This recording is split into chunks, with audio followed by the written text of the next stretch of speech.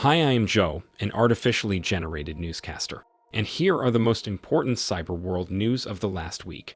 Let's start with LetMeSpy, an Android spying app that itself has been hacked. The company behind the app admitted that the messages, logs, and other data had been stolen.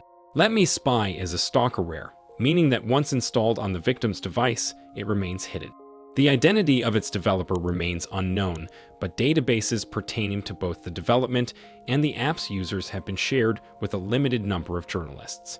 Interestingly, when the journalists tried to obtain a comment from the developer, they were contacted by the hacker, meaning that full control over the app has been assumed.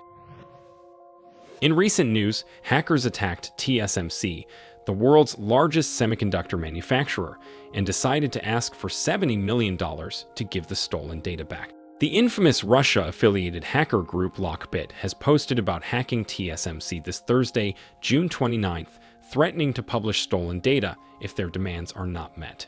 While it's not clear what exactly was stolen by the gang, it's clear that they can at least release network entry points, login, and password details. Considering that TSMC produces 65% of the world's semiconductors and about 90% of high-end chips, the leak of important data could do a lot of damage.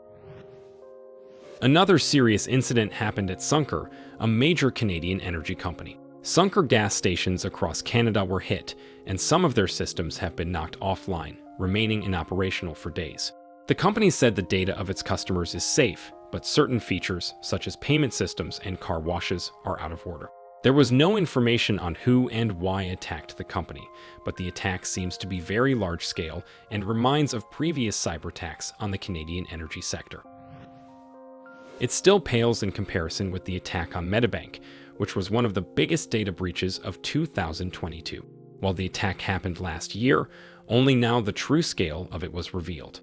Medibank said it is going to pay over $160 million to mitigate the damage.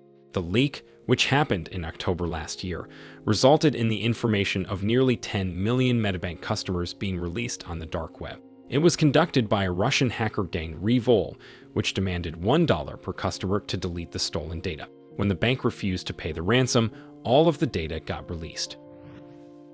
And now, gaming news. Apparently, a Trojanized Super Mario installer has been circulating online and hijacking the computers of gamers who wanted to pirate the game.